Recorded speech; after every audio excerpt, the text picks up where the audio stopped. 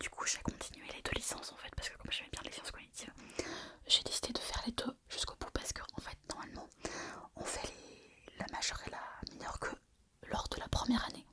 Je pense que c'est pour permettre en fait aux étudiants de pouvoir un petit peu avoir 2 licences et pouvoir choisir à la fin de l'année ce qu'ils préfèrent. Mais moi j'ai fait les 2 du coup, donc j'ai eu mes 2 diplômes de licence de sciences cognitives et de psychologie cognitive, de psychologie en 2011 du coup.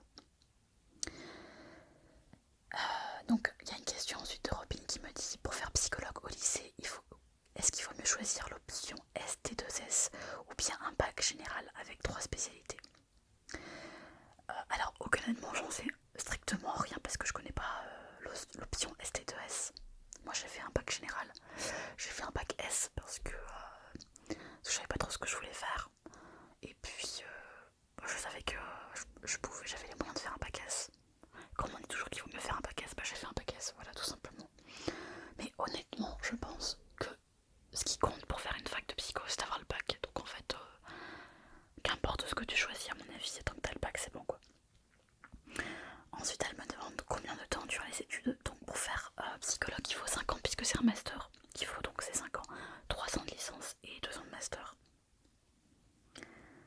Et elle me demande, est-ce que le métier de psychologue est difficile à ton avis? Est-ce qu'il faut avoir un mental assez costaud pour encaisser les problèmes des autres?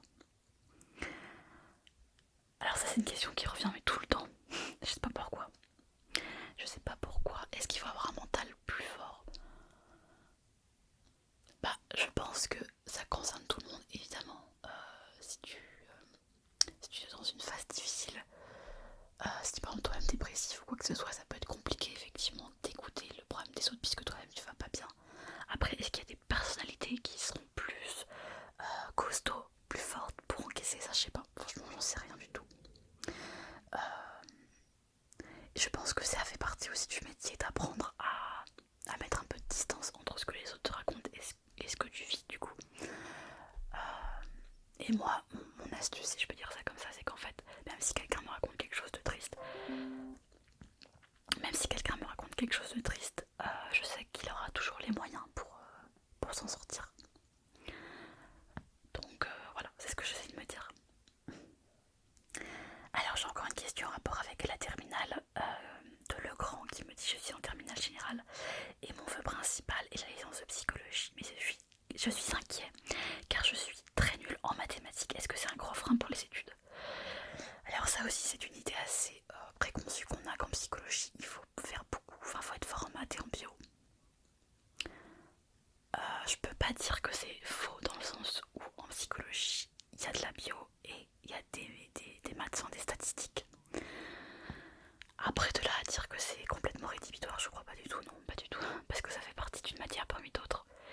Et puis en plus les stats c'est pas tout à fait des maths qu'on fait en terminale.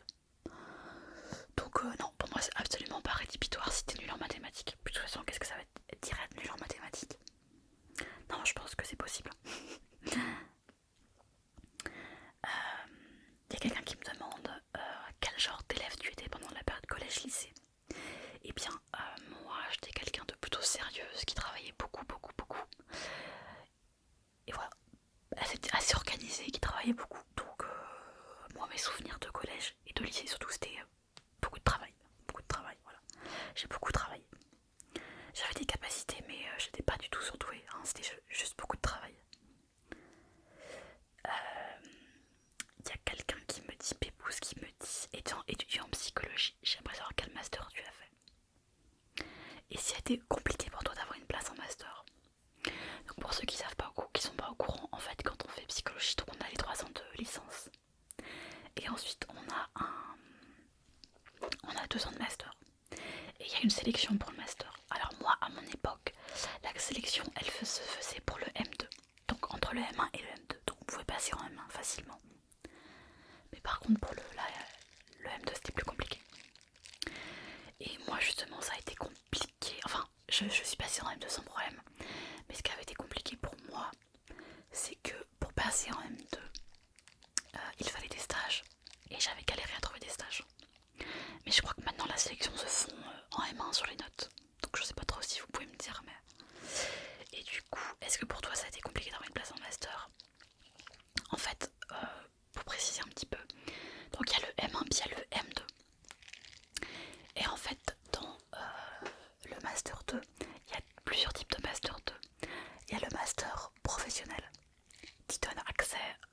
métier de psychologue. Et il y a le master recherche qui donne accès à la psychologie expérimentale, la recherche en psychologie. Donc ça c'est plutôt pour les gens qui veulent faire de la recherche ou qui veulent être enseignants-chercheurs. Et moi en fait je suis pas arrivée à avoir le M2 Pro et je sais plus pourquoi. Je suis pas arrivée à l'avoir parce que j'avais pas de stage je crois. Ouais c'est ça, j'avais pas de stage parce qu'il fallait forcément avoir trouvé son stage avant de commencer son M2. Et moi j'avais galéré à trouver un stage. Et du coup j'ai fait un master de recherche et demandé à mon maître de stage de M1 s'il voulait bien me reprendre en M2. J'ai eu de la chance, il a accepté parce qu'en fait il avait déjà accepté 2 autres étudiants, mais il a été sympa, il m'a quand même pris parce que je m'étais pris un peu tard en fait. Genre je lui ai demandé en mai s'il voulait bien me prendre pour juin quoi. Enfin pour prendre ma décision en juin. Et donc j'ai fait mon M de recherche en fait. J'ai pas du tout fait de M de professionnel. Et du coup ça, le M de recherche donne accès à de la recherche. Donc j'ai fait un M2 de recherche. Et et du coup j'avais pas de stage. Voilà, c'est vraiment pour ça, c'est parce que j'avais pas de stage, ouais, j'en suis sûre maintenant. Et du coup, pour avoir le diplôme de professionnel, il a fallu que je fasse 1 an supplémentaire, avec cette fois-ci un stage que j'ai trouvé. Et j'ai pu avoir vraiment mon diplôme de professionnel. Donc j'avais déjà mon diplôme de psychologie, mais de psychologie recherche si vous voulez. Et pour avoir mon diplôme de pro, j'ai dû faire un an supplémentaire. Donc en fait, j'ai eu mon diplôme en 2013, mon diplôme de psychologie en 2013, mais j'ai pu être apte à être psychologue, à travailler en tant que psychologue à partir de 2014. Voilà, j'espère que ça a répondu à ta question.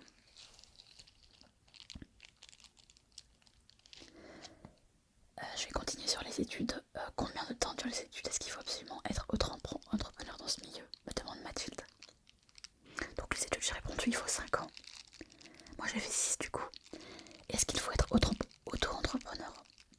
Ben j'ai envie de dire oui, non. C'est-à-dire que tu peux être auto-entrepreneur et être libéral en fait. Psychologue libéral, mais tu peux aussi travailler dans des structures, donc c'est pas obligatoire.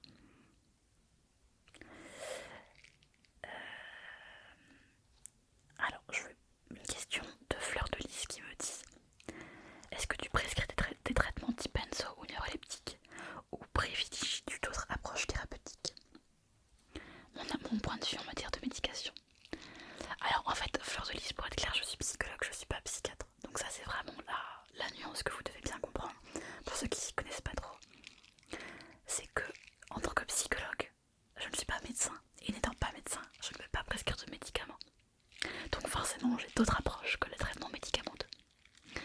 Donc effectivement, moi je fonctionne pas avec des médicaments. Par contre, je conseille parfois à mes patients d'aller voir un psychiatre pour avoir un traitement. Parce que je pense quand même que le traitement peut avoir un effet quand même bénéfique. Disons que je pense que ça sert pas forcément à grand chose d'avoir un traitement toute sa vie. À part si on en a vraiment besoin, ça peut être certains cas effectivement. Mais je pense que c'est aussi une erreur de vouloir tout faire pour éviter le traitement. Enfin une erreur. Pas complètement une erreur, mais je pense que ça peut être à certains moments de sa vie quand on va vraiment pas bien. Le traitement peut être une aide pour un petit coup de pouce. Donc je pense que c'est dommage d'être d'emblée fermé sur ça. Et de toute manière, après c'est à rediscuter avec le médecin quoi. Donc j'ai une question de Marine qui me demande: est-ce que tu étudies les phobies et penses-tu t'orienter vers les thérapies brèves type TCC? Alors moi je suis neuropsychologue comme je l'ai dit, donc en fait la plupart de mon activité elle est basée sur des bilans cognitifs. C'est-à-dire que je vois des adultes ou des enfants qui ont des problèmes pour réfléchir, pour comprendre, pour se concentrer, pour mémoriser, pour s'organiser, qui ont des problèmes de comportement ou des problèmes de gestion des émotions. Et donc je leur fais passer des tests où on fait des entretiens pour essayer de comprendre pourquoi ils ont ces problèmes-là. Et ensuite je leur propose soit des techniques qu'on voit ensemble, soit après je réoriente vers quelqu'un qui est plus adapté en fonction de leurs problèmes. Et est-ce que je fais des TCC? Je fais des séances de thérapie, d'inspiration de TCC, mais j'ai pas de diplôme de TCC. Donc si tu sais pas ce que c'est les TCC, c'est thérapie cognitive et comportementale,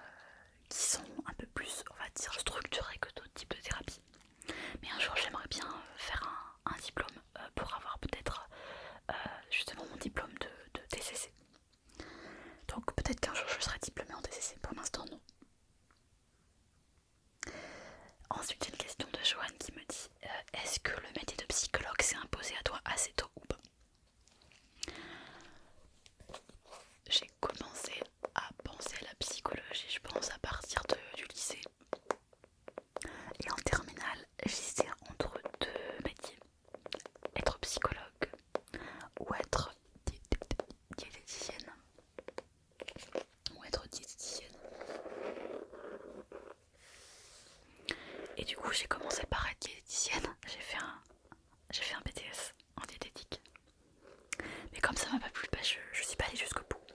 Et après j'ai fait la fac de psycho.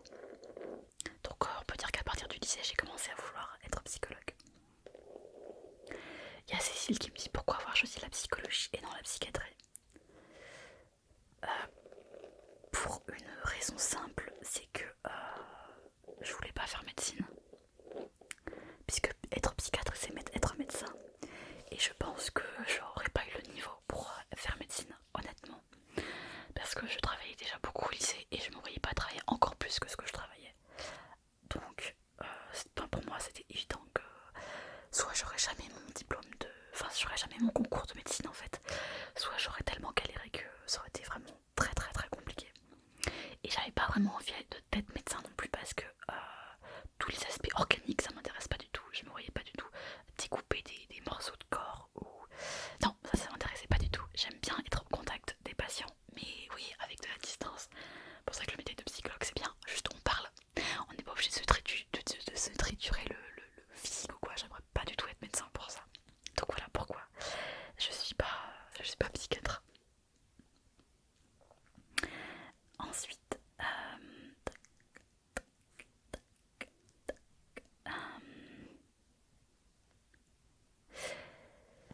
qu'est-ce qui est le plus dur dans ton métier? Est-ce que tu arrives à mettre de la distance? Qu'est-ce qui est le plus dur dans mon métier? Bah c'est pas la distance, c'est quoi? Le plus dur c'est, il y a plusieurs choses. Des fois j'essaie de comprendre ce qu'a le patient, des fois tu comprends pas trop et ça c'est compliqué parce que des fois tu passes des heures et tu sais pas toujours pas trop en fait. Et c'est compliqué parce que la personne qui est en face de toi elle attend des réponses. Et en même temps tu n'es pas... Bah t'as pas toutes les réponses en fait, t'es pas magicien. Et du coup des fois on sait pas trop pourquoi. Et des fois même quand on sait pourquoi, après on sait pas exactement ce qu'il faut faire pour aider la personne. Ou alors on essaie de faire des choses ensemble puis ça marche pas et du coup on se remet en question. Parce qu'on se dit bah en fait enfin des fois je me dis mais je suis nulle en fait. Donc c'est ça qui est le plus dur, c'est le fait de des fois de pas arriver à comprendre ou de pas arriver à aider la personne. Voilà. Et justement il y a Kinga SMR qui me dit concrètement comment tu aides et résous les problèmes des gens. Et bah la première chose vraiment dans le métier de psychologue c'est d'écouter les gens. Déjà écouter c'est hyper important et c'est super dur à faire. Contrairement à ce que croient beaucoup de personnes, les coiffeurs et les coiffeuses. Si tu es coiffeur ou coiffeuse, c'est une petite pique qui t'est personnellement destinée. Je rigole, mais entre psychologues on rigole beaucoup sur le fait que on entend souvent les coiffeurs dire qu'ils pourraient être psychologues puisqu'ils parlent avec les clients pendant qu'ils coupent les cheveux. Bon, je comprends tout à fait, il y a une phase d'écoute aussi. Mais c'est vrai que c'est compliqué d'en fait d'écouter vraiment les gens et de réagir parce que c'est bien beau d'écouter, mais après il y a aussi la manière dont on va répondre à la personne. Et ça aussi c'est des techniques qui se fait avec l'expertise, l'expérience, avec des formations. Et bah, c'est pas si simple que ça en fait de savoir quoi dire, quel mot il faut dire, quel moment parler. Donc ça aussi c'est de l'entraînement, donc tu vas écouter et ensuite répondre à la personne. Déjà rien que ça. Et une fois ensuite qu'on a écouté et qu'on comprend la personne, ça va être de l'aider. Donc concrètement ça peut être plein de techniques. Des techniques de base, de type des techniques pour la relaxation. Ça peut être des techniques pour aider la personne à structurer son quotidien quand elle a du manque quand elle n'est pas structurée par exemple. Ça peut être trouver ensemble des choses qui vont l'aider, des astuces, des techniques qui vont aider à ce qu'elle aille mieux. Ça peut être aussi lui permettre d'avoir un recul sur sa propre situation. Parce que des fois, quand on a des problèmes, on a un peu la tête dans le guidon et de pouvoir parler avec quelqu'un de ça, ça nous permet de réfléchir, de prendre conscience de certaines choses. Et ça aide. Ça c'est quelque chose qui est compliqué. J'ai un patient par exemple qui... ça fait un moment que je le vois pour être honnête, ça doit faire 3-4 ans que je le vois. Mais régulièrement il arrête, il revient, genre 1 an après il revient, ou 6 mois après il revient. Et donc régulièrement on fait des séances. Et régulièrement il me dit quelque chose comme quoi ce qu'on fait ensemble ça marche pas quoi. Et pourtant il revient toujours. Mais c'est parce qu'en fait on fait rien de concret en fait. C'est-à-dire que je lui dis pas tu vas apprendre ça par cœur et ça va marcher, ou tu vas faire telle chose et ça va marcher. Parce que si c'était aussi simple, il suffirait d'ouvrir un livre et de faire ce qui est écrit dans le livre en fait. Malheureusement ça marche pas comme ça, que ce soit pour la dépression, l'anxiété, le trouble de l'attention ou quel que soit l'autre trouble. Et du coup, en fait, des fois le travail du psychologue, il paraît, bah, on a l'impression qu'on fait rien, et pourtant, juste le fait d'écouter la personne, de lui faire prendre conscience de son fonctionnement, déjà c'est une première étape. Et une fois qu'elle a pris conscience de son fonctionnement, c'est là où on va pouvoir mettre en place des choses. Mais c'est pas le psy qui met en place des choses, parce qu'en fait, moi, bah, je suis pas lui, je suis pas le patient. Donc en fait, je l'aide à trouver des choses qui pourraient l'aider lui. Mais si je lui donne une technique, à part, voilà, il y a des techniques qui marchent et que je peux lui donner, mais il faut que ça vienne de lui. Donc, concrètement, c'est écouter, réagir, faire prendre conscience de son fonctionnement, de comment et de ses problématiques, faire émerger des choses, faire un peu le point sur sa vie passée, sa vie actuelle, accepter aussi ses difficultés, parce que des fois, on peut rien y faire, il faut accepter aussi d'être comme on est. Et puis après, une fois qu'il y a tout ça, ça peut être des techniques un peu plus structurées, le type des essais, structuration, des thérapies un peu plus comportementales par exemple, écrire des choses dans un carnet, enfin il y a plein de techniques après en TCC qui peuvent exister. Moi je suis pas assez formée pour aller jusqu'au bout de tout ça, mais il y a plein de choses qui peuvent être intéressantes là-dedans. Ouais. Alors je continue les questions parce qu'il reste encore quelques-unes. Alors il y a Chloé qui me dit: pourrais-tu nous parler plus en détail de ton métier de neuropsychologue? Donc moi dans mon métier de neuropsychologue, on va prendre un cas classique. On va prendre un adulte. J'ai un adulte qui vient me voir, il me dit: ça va pas, je suis tout le temps stressée en ce moment, je n'arrive plus à rien, j'arrive plus à travailler mon travail, j'arrive plus à me concentrer, j'arrive pas à faire les choses, je suis tout le temps en train de procrastiner, j'arrive pas à m'organiser, j'essaie de me concentrer mais le moindre bruit me dérange par exemple. Et du coup il faut essayer de comprendre pourquoi il a cette problématique là et comment faire pour être moins gêné dans son travail parce qu'il n'arrive pas à se concentrer ou s'organiser par exemple. Et donc moi mon travail en tant que neuropsychologue ça va être de comprendre pourquoi il a ce problème là. Est-ce que c'est un problème de stress? Est-ce qu'il a vécu un événement stressant qui fait qu'il n'arrive plus à se concentrer, qu'il est dépassé? Est-ce qu'il a un problème, ce qu'on appelle un problème neurodéveloppemental, c'est-à-dire un problème au niveau du fonctionnement cérébral depuis la naissance, qui fait qu'il a un vrai problème au niveau de sa concentration et qui fait qu'aujourd'hui il n'arrive plus à se concentrer dans son travail par exemple? Est-ce qu'il y a d'autres problématiques, des accidents? Est-ce qu'il y a eu un traumatisme crânien qui fait qu'il a cette problématique là aujourd'hui? Donc ça va être de comprendre quelles sont les difficultés, de les évaluer. Est-ce qu'elles sont moyennes? Est-ce qu'elles sont sévères? Qu'est-ce que ça implique dans sa vie? Est-ce que ça l'empêche de travailler? Est-ce qu'au contraire elle peut quand même travailler, mais peut-être qu'il va devoir mettre en place certains aménagements?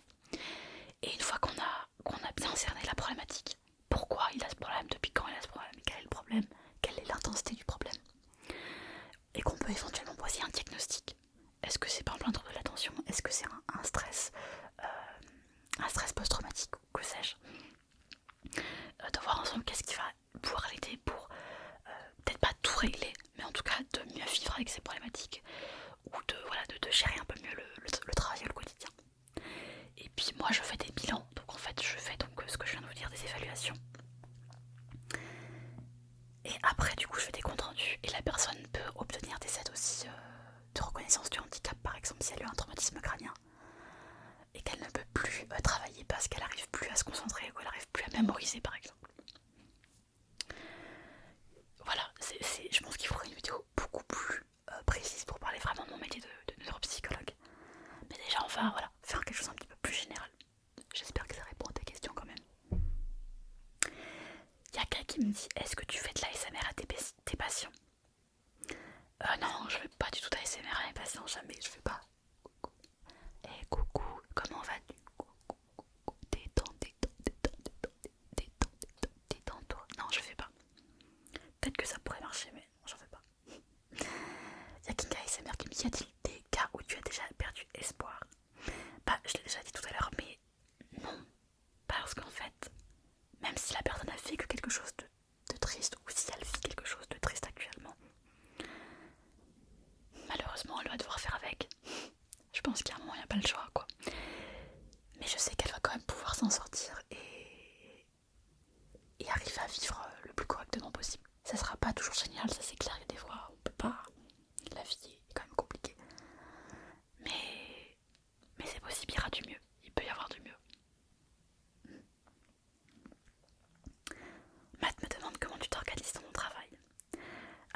je suis en cabinet libéral, donc je travaille toute seule. Enfin, je suis dans un local où il y a une autre psychologue avec moi. Mais en fait, on se voit jamais. Donc je suis dans mon bureau, je travaille comme je veux, donc je travaille en général tous les matins à 9h jusqu'à 13h. Après, je fais une pause. Et puis après, je travaille certains après-midi, parce qu'il y a des après-midi où je travaille pas. Parce que j'aime bien prendre mon temps aussi. Et papier administratif, oui, évidemment, il y a des papiers administratifs à faire. Ça, c'est clair. Et il me dit, tu as dit qu'il y avait une secrétaire, elle est toujours là. J'ai toujours ma secrétaire, oui. Du coup, je l'ai gardée. Elle n'arrive pas à faire tout ce qu'il faudrait faire. Mais pour ça, il faudrait que je la paye plus. Mais sauf que je veux pas la payer plus. Parce que ça me coûte déjà assez cher. Donc on a convenu qu'elle travaillait 2h30 par semaine au niveau de mon secrétariat. Et tout ce qui est en plus, du coup, je le fais. Voilà. Donc elle travaille 10 heures par semaine, par mois pour moi en gros.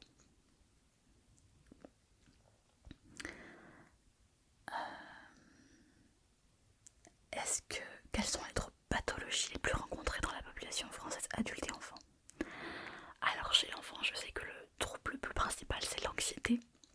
Après c'est le trouble de l'attention.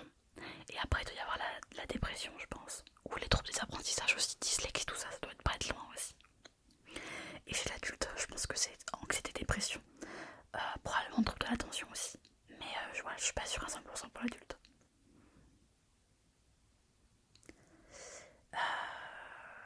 Alors Octobre me dit, as-tu toi-même un psy? C'est une question intéressante. Je n'ai pas de psy en ce moment, mais j'ai déjà fait des séances de psychothérapie. Ouais, ça m'a bien aidé à certains moments où j'avais des soucis dans ma vie que j'avais envie de régler. Et ça m'a vraiment aidé. Et en même temps, tu vois, je te dis non, mais en fait, c'est pas tout à fait vrai parce que j'ai un psy. J'ai même 2 psys en fait. Mais c'est pas vraiment des psys dans le sens où c'est des superviseurs. Donc ils sont psychologues, mais ils supervisent ma pratique. C'est-à-dire qu'en fait, quand je les vois, je parle avec eux des patients que je vois. Quand j'ai un cas difficile ou je sais pas trop quoi faire, je vois ces psychologues pour m'aider à savoir qu'est-ce que je pourrais faire avec les patients. Donc ça c'est super intéressant de pouvoir échanger avec d'autres psychologues parce que souvent on est confronté à des gens, on ne sait pas quoi faire comme je vous l'ai dit. Donc le fait d'en parler ça nous donne des idées aussi, donc c'est super intéressant.